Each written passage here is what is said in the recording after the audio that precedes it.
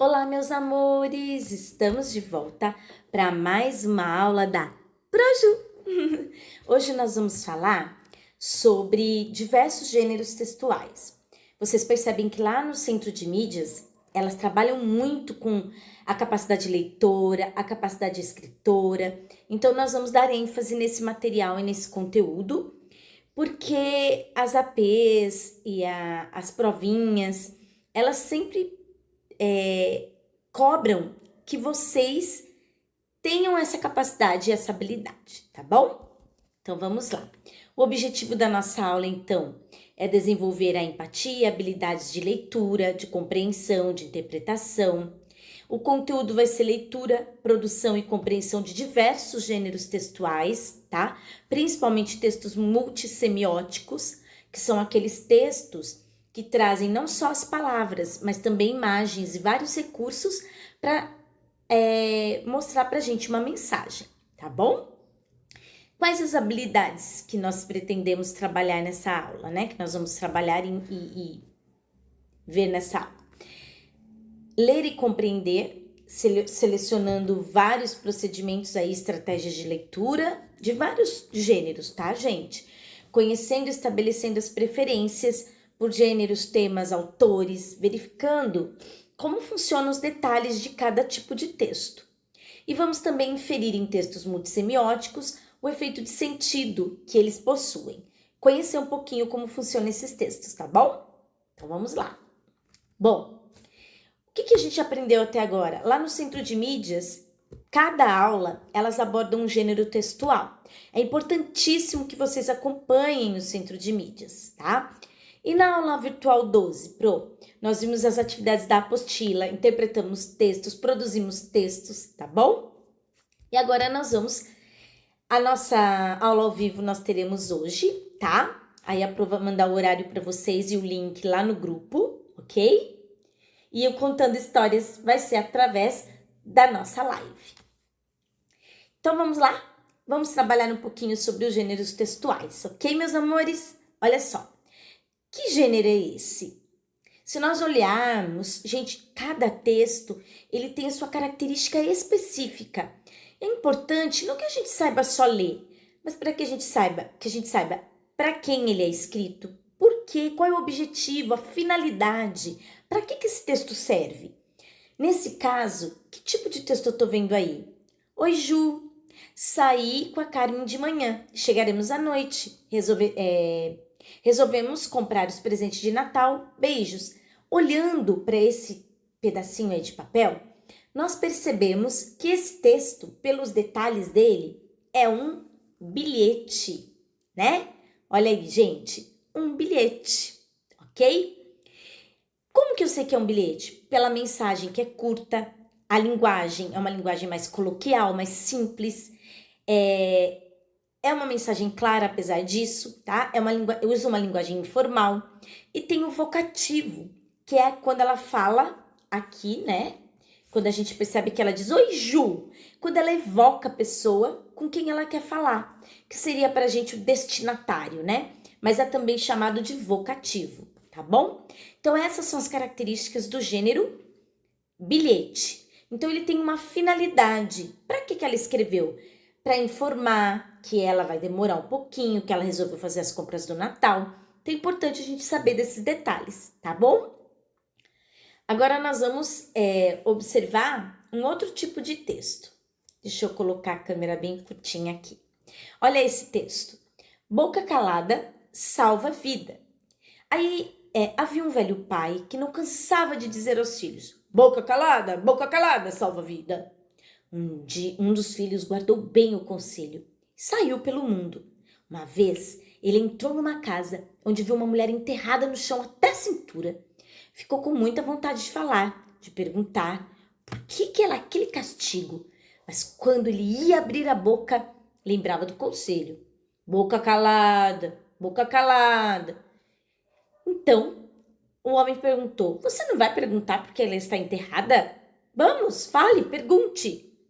Acontece que esse homem mal matava quem perguntasse. O menino não dizia nada. Por fim, o homem ficou vencido. se ajoelhou perante a mulher, lhe pediu perdão e desenterrou-a, dizendo que esse menino era um sábio. Temos aí, meus amores, um conto popular, que são histórias contadas através de gerações para ensinar alguma coisa para as pessoas. Nesse caso, para ensinar que as pessoas que a sabedoria do silêncio também é muito importante. Tem todo um estilo, né? Esse texto é feito em parágrafos, não tem imagens, fala de um determinado, traz um ensinamento, então é importante a gente saber. Agora temos um outro tipo de texto, hein, gente? Esse eu tenho certeza que vocês conhecem, que eu nem preciso ler. O cão e a carne. Temos lá no final, quem tudo quer, tudo perde, uma moral. Quando eu tenho um texto que tenha moral, o que eu tenho aí, meus amores? Vocês já conhecem bem esse texto, né? Eu tenho uma fábula. Fábula é um texto que tem uma moral da história, apresenta personagens típicas como animais que representam humanos e geralmente narrado em terceira pessoa, um narrador que apenas observa, tá? Então, fábula, vocês conhecem bem. E esse tipo de texto, hein? É uma história em quadrinhos, ok? Porque é uma história em quadrinhos, olha aí, feita em quadros, né? Quais as características dessa história? Apresenta os elementos básicos de uma história, que é o narrador, o personagem, o enredo, o tempo, o lugar, né? E tem balões para representar as falas, os diálogos. Esse discurso direto entre os personagens nas histórias em quadrinhos é marcado pelos balõezinhos. Existem vários tipos de balões. Uns representam pensamento, outros representam raiva. As histórias em quadrinhos também trazem muitas onomatopeias, que são aquelas representações de sons. Tic-toc, tic-tac, tic-tac, toc, toc, toc. Que é essas palavrinhas que representam sons, tá bom? Aqui é parecido, mas aí é uma história em quadrinhos só numa tira. Ela é retinha, então chamamos esse tipo de texto de tirinha, tá? Geralmente a tirinha tem humor. É um texto multissemiótico, né, gente? Tanto a história em quadrinhos quanto a tirinha, né? Quais as características? Ela é mais curtinha, traz humor, é engraçada. Mesmo que a gente não ache que é engraçada, a gente tem que encontrar humor porque tem, tá bom? E também tem os balões, como na história em quadrinhos. Outro texto multissemiótico é a charge, né? Qual é o tempo verbal na frase eu procuro um político que trabalhe para o povo? Tempo perdido. E aí nós temos quais as características? A charge muitas vezes ela traz um humor irônico, uma crítica por trás. Toda charge, supostamente, quer criticar através do riso a sociedade como um todo, igual os memes muitas vezes, né? E agora nós temos que tipo de texto? Temos o poema, tá? A vida é curta demais para longas brigas, longas angústias, longas dores, longos pudores. Curta demais para não desculpar, não viver, não amar. A gente sempre espera pelo amanhã. Haverá? A gente sabe que agora tá mais difícil haver um amanhã, né, gente? E quais as características de um poema, meus amores? Rimas, estrofes. Qual que é a rima? A combinação dos sons. Tem poemas que não rimam, né? Mas ele combinar o finalzinho do som de uma palavra. Por exemplo, amar, buscar. Ideia, plateia. Palavras que rimam. E o ritmo, essa batida parecendo uma música. É feito em versos, certo? Que é o quê? É a linha de um poema. E também é feito em estrofes, que é o conjuntinho dessas linhas. Aqueles bloquinhos, são chamados de estrofes. Tem uma linguagem mais literária, conotativa, que é a linguagem mais imaginária, não é a linguagem real. O poema traz muita imaginação, tá? E também pode ter repetições. No poema, não é uma falha repetir. Já nos textos normais, sim, tá bom?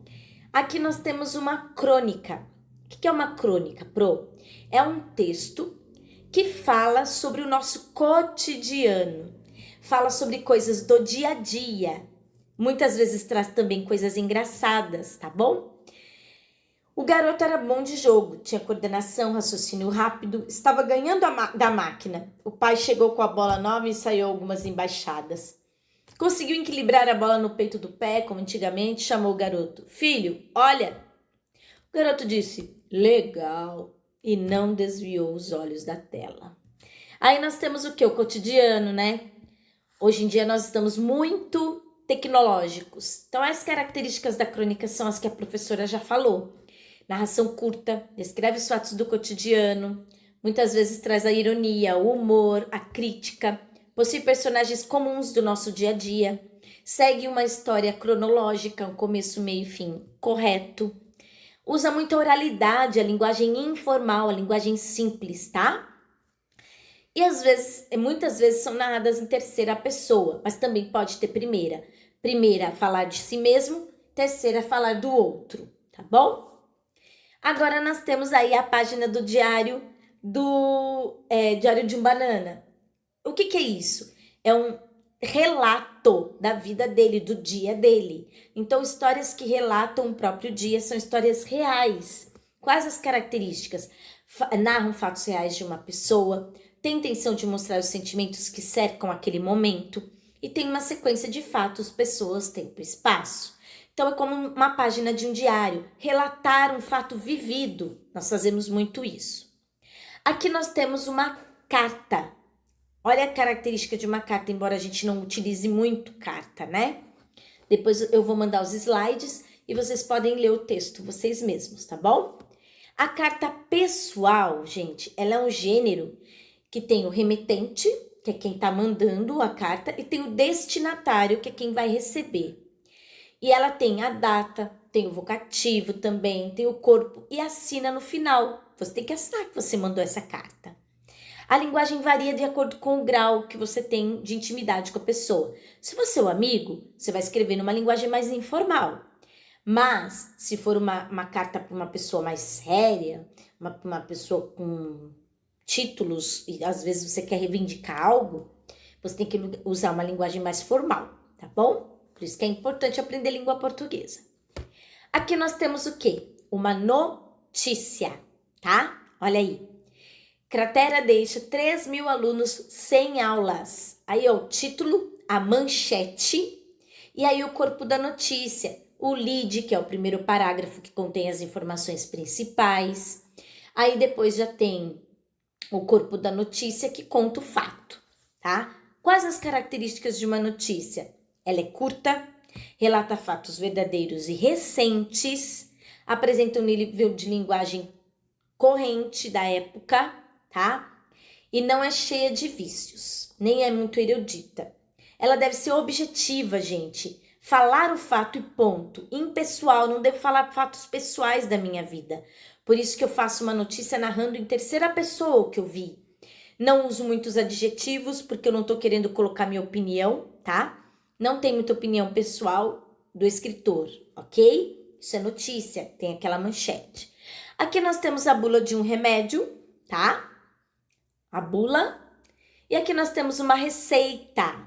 Olha só a receita, ingredientes, como ela é feita.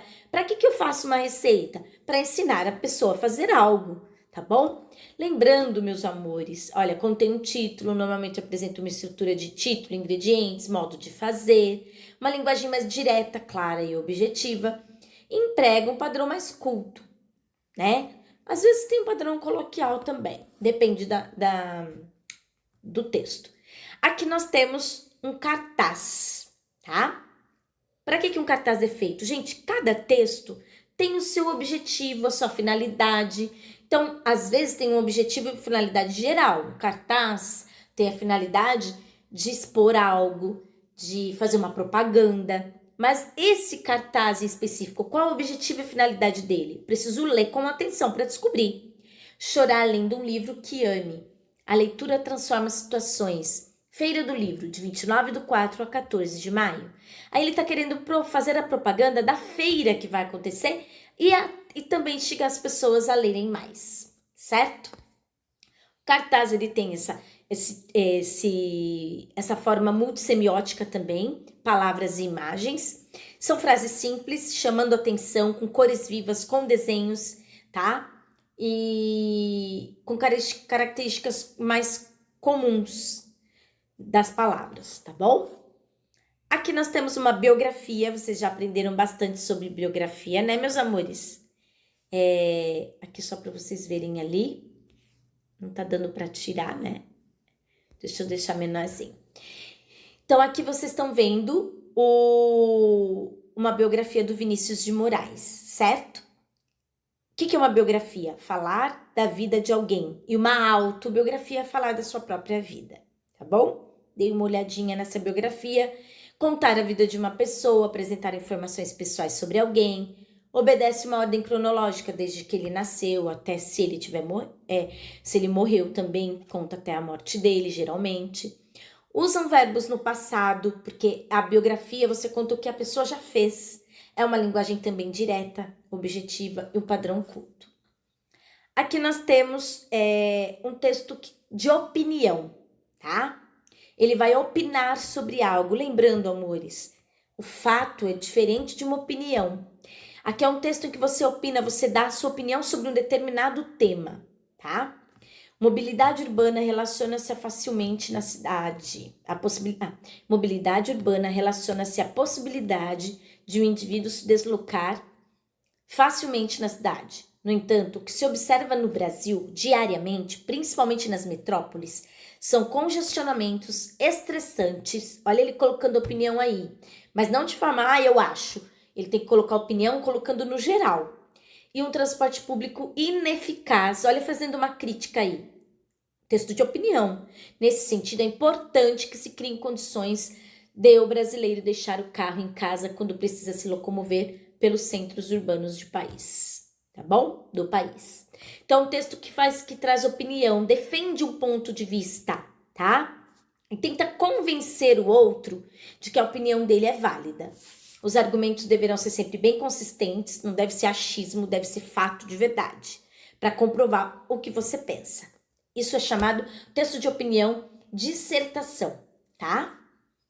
E aqui, a Pro ainda não vai falar das dicas para escrever uma boa dissertação, fica para um próximo tópico. E o que eu quero para vocês? Fazer anotações sobre o conteúdo que eu expliquei e estudar todos esses gêneros para a próxima provinha. Vai cair detalhes sobre os gêneros, vai cair para vocês verem a finalidade deles, vai cair para vocês verem a característica deles, tá bom? Então, tire uma foto do que vocês anotarem desse conteúdo e manda que vale 2 pontos. Um beijo, meus amores. Eu amo vocês. Se cuidem, tá? Beijo, beijo, beijo. Bye, bye.